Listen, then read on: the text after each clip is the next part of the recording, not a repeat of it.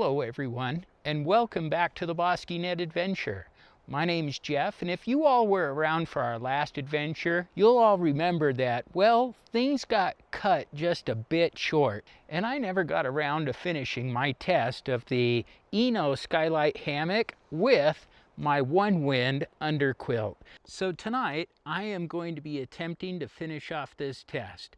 But rather than bore you with all of the setup once again, if you want to see how I set it up, go ahead and check out the last video. But with the magic of video editing tonight, I am just going to go ahead and just toss these up and we'll get this adventure going. Here we go. Ta-da! A real quick setup tonight. Though the sun did make it behind the hill before I got the hammock set up. That's kind of the late start that we have tonight. So sorry about the brevity and everything else. Just straight up, this is going to be a short adventure this evening. Kind of had the late start, as you can see, with the sun already being down.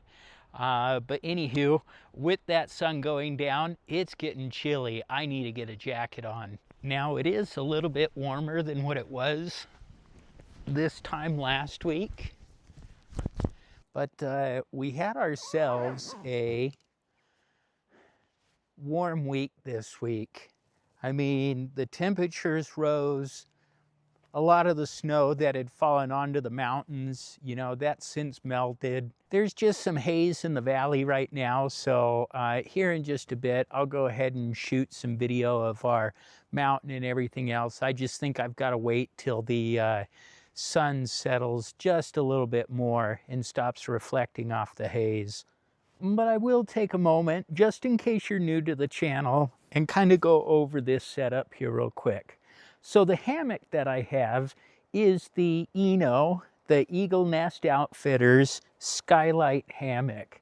And I've been testing this for, you know, I think this is my 4th camp out with this hammock, though it will only be the 3rd time that I'm sleeping in it because last week's adventure, we weren't able to stay the night, unfortunately. But paired with the Skylite, I've added an underquilt from Onewind. I picked this up off of Amazon. This is rated for temperatures between 35 and 50 degrees Fahrenheit. But right now, we're sitting in those 50-degree temperatures, though there is a strong wind coming from the south. But I do think with the wind, with the current temperatures, that this will be a really good test for this underquilt. But just doing a quick little walk about here, I want to show you all once again how I got this attached. So on the corners of the underquilt, there are little loops here, and I added in a carabiner.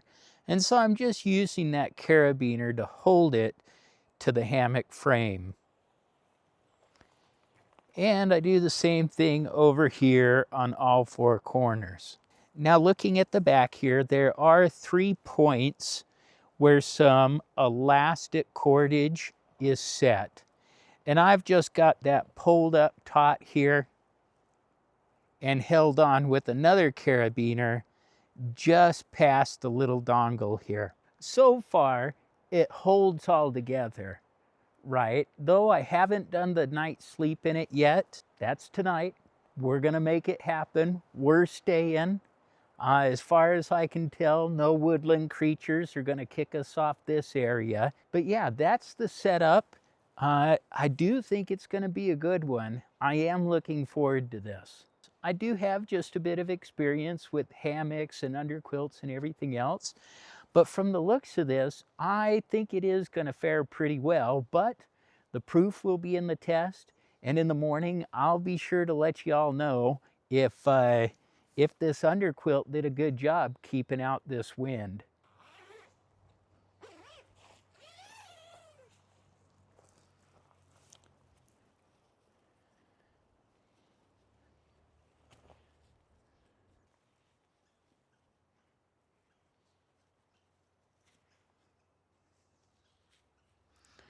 I do wish these loops were just a little bit bigger. It's not a whole lot of tolerance there.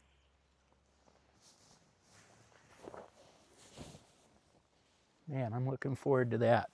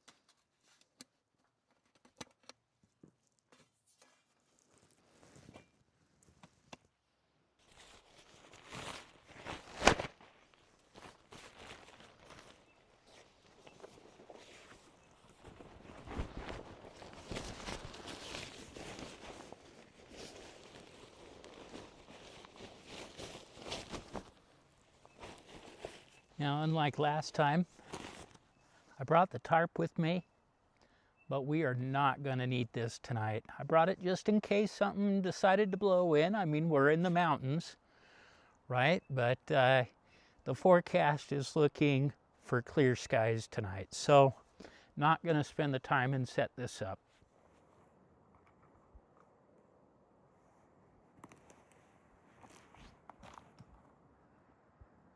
I was just doing an inspection around camp and noticed that this tree has come down. Well, this dead tree, that is. I've taken many a shot over the years of it just standing tall here, but it looks like it has decided to come down. So what's the old adage? If a tree falls in the forest, does it make a sound? I would have liked to have been around to hear that. Like, oh my goodness. Just the areas that it just like completely snapped and broke. That would have made a tremendous thud. Oh my goodness. Wow. We'll come up over here real quick. Those roots finally gave out and it came a tumbling down for sure.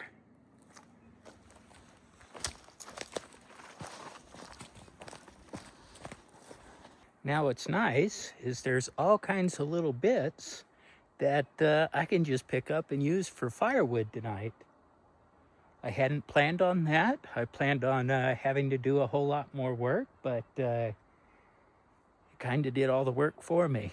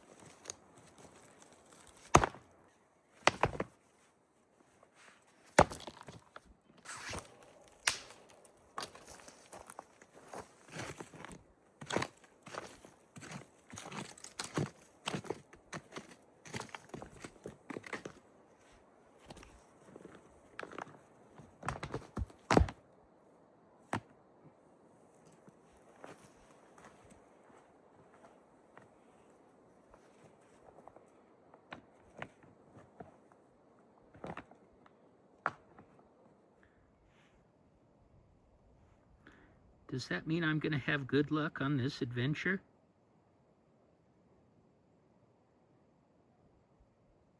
That's quite the ladybug.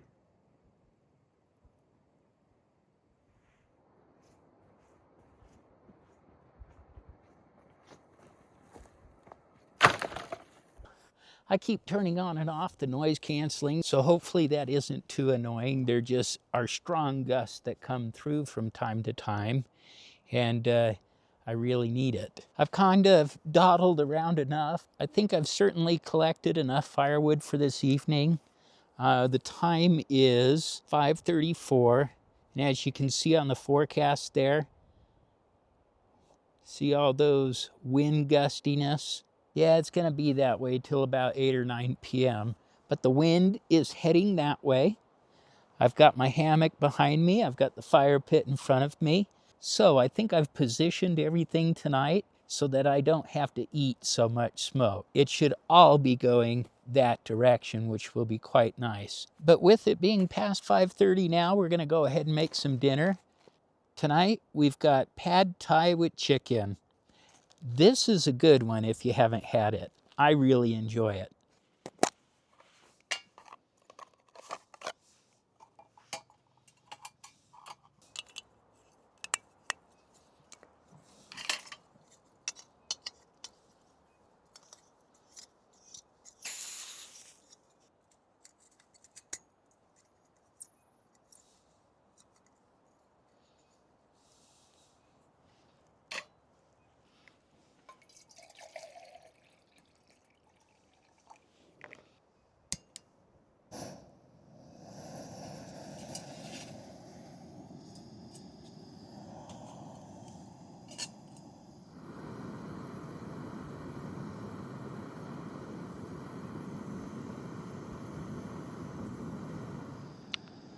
I put this guy all the way over there at that tree,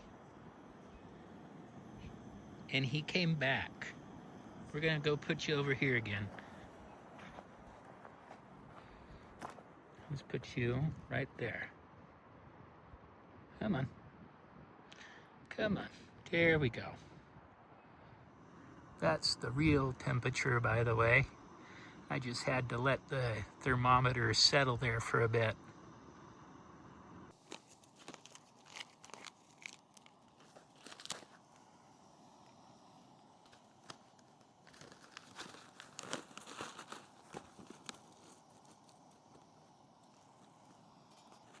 That's what this one looks like.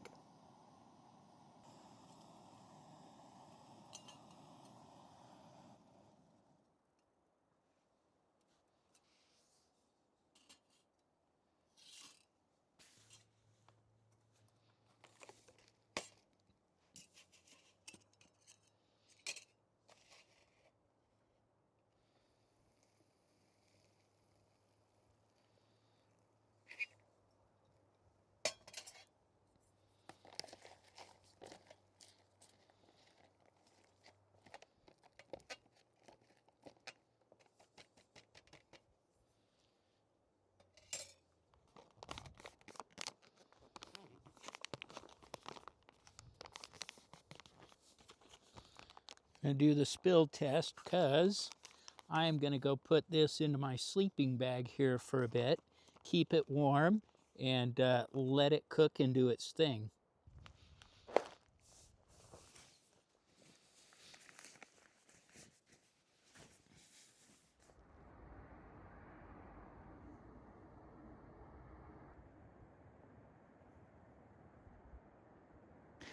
As you can see, the leaves are almost gone from those aspens.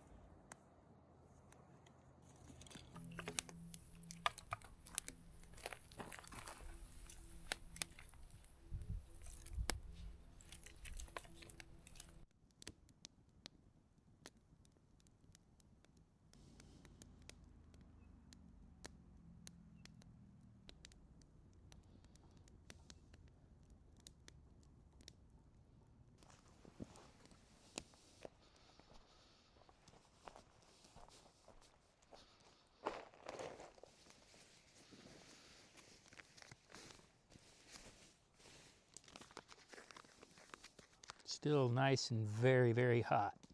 Decided to move a few things around here. There's like a bunch of rocks and a slope over here, and so the table just worked out better over there.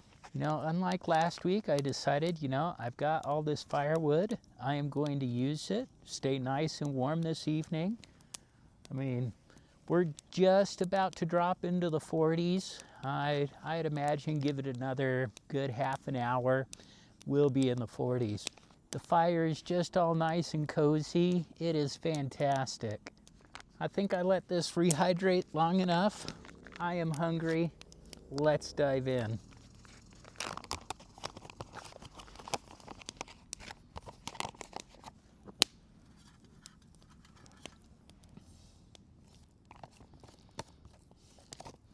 Let me get a piece of the chicken with some of the pad thai. We'll go ahead and show that to you. This is good stuff. I really like this one. Bon appetit.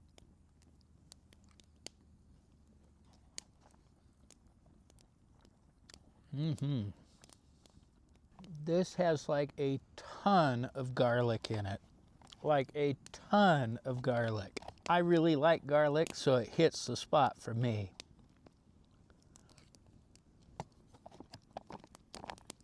I know when I'm out on camping adventures and I have the time to make, you know, a semi from scratch meal, you know, whether that's a burger or buttered chicken or the Thanksgiving meal or anything else like that, you know, I absolutely prefer doing those things.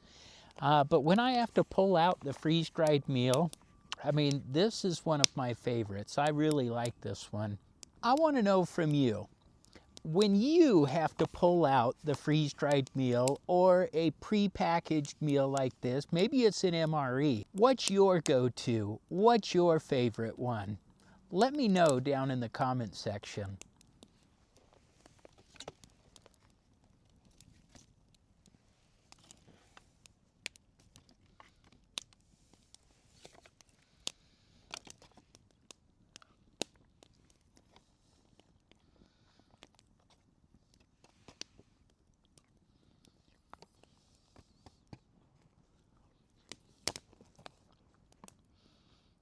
I decided that during dinner tonight, I would do the Paul Harvey thing and give you all the rest of the story. So as you all are aware of by now, last week I had to cut the adventure short. I ended up having 7 moose through about an hour and 20-minute time frame come through my camp.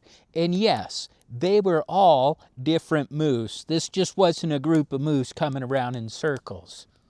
They were all individual moose. And let me just say, seeing that many moose in camp, I mean, that was quite the experience. I thoroughly enjoyed it. But it wasn't until Moose 5 that I started to think like, you know, maybe I shouldn't be up here anymore. I'm clearly in their territory. And number 5 was a bull moose, so it was just like, you know, it's rutting season.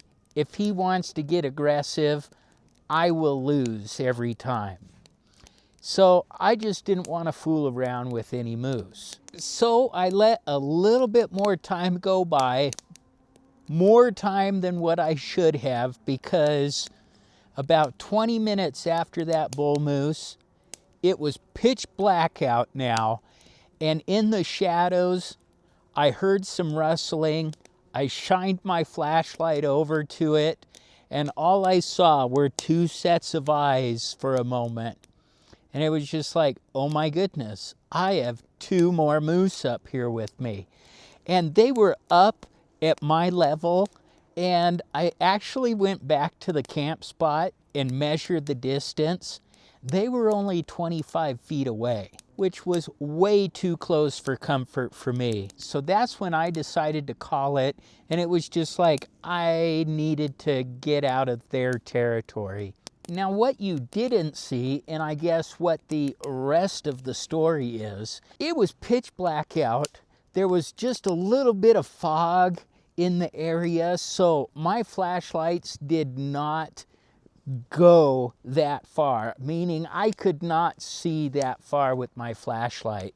You know, it's a bright flashlight, But when you have any sort of fog, smoke, whatever in the air, I mean, a lot of that beam ends up getting captured and it ends up just blinding you.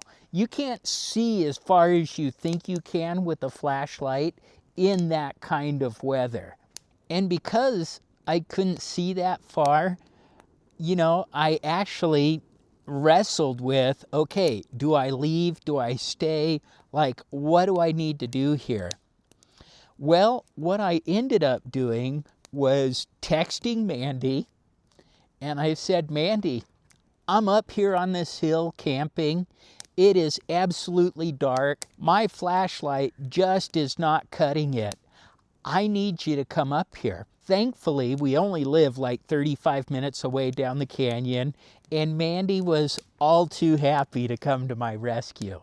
And she did. She came to my rescue. The full reason of why I had her come up was because the last two moose, I had no idea where they had went. I just knew that their path to getting to wherever they were going was in between me and where I had parked the truck. And I did not want to accidentally stumble upon two moose who had decided to bed down for the evening. So upon Mandy's arrival, I started flashing my light around so she knew where I was. I yelled down at her, and she positioned the car so that her headlights were facing up at the hill towards me.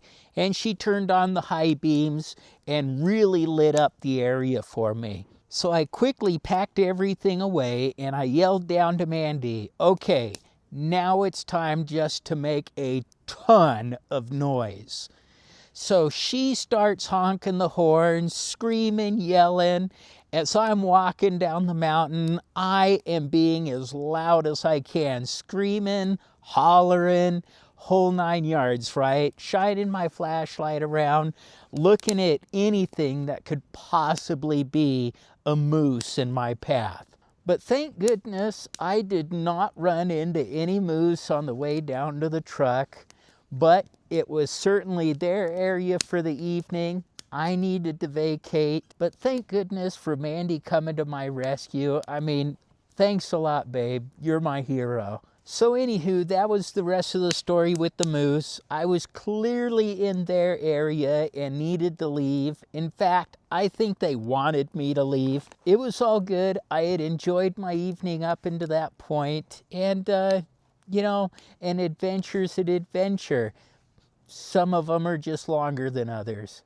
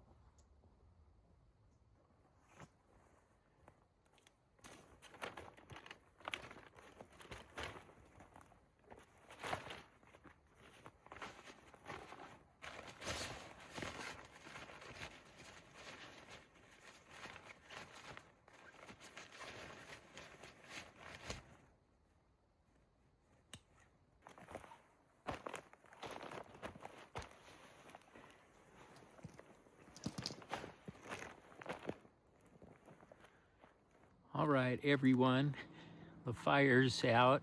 I am getting set to call it an evening. It is almost 9 o'clock, about 5 to 9. I'm I'm like super looking forward to this part. I didn't get to sleep in this setup in our last adventure, so I am really looking forward to running this test. I think it's going to work out quite well. But this has been just an absolute enjoyable evening. The fire was just cranking. It was putting off a ton of heat. The temperature still at around 45 degrees, though I would suspect that as the night gets going on just a little bit more, we may actually get into the 30s by morning. So it's going to be a really good test for this setup. But anywho, I do suspect that it is going to be an early morning for me. Well, early morning is relative. I'll set my alarm for 6. It's going to be still very much dark outside. I just have to get down the valley. I've got some things that I need to take care of tomorrow. But do stick around, and in the morning I'll let you know how the sleeping arrangements fared. So until then, have a good evening, and good night now.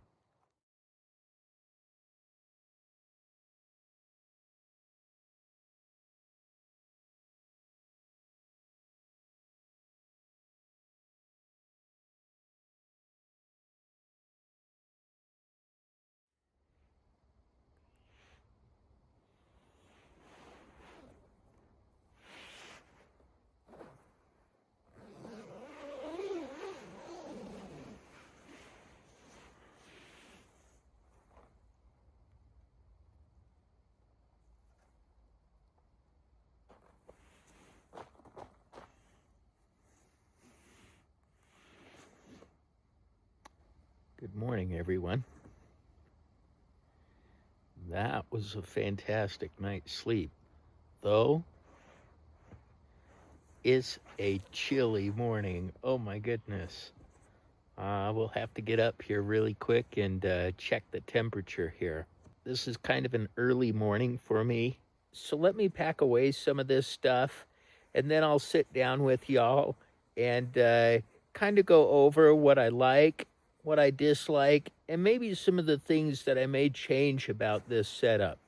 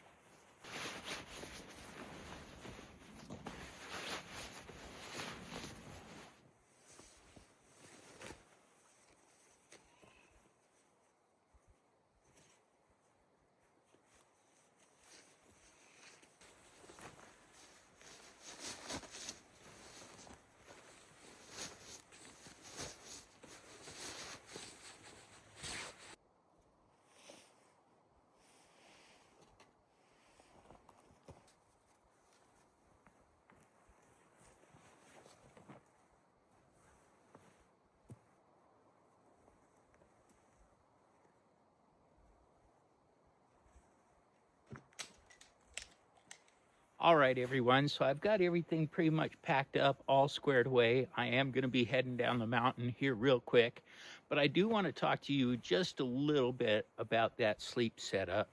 First off, I'm absolutely loving it. I slept very comfortable last night. The lay flat hammock for me is an absolute game changer.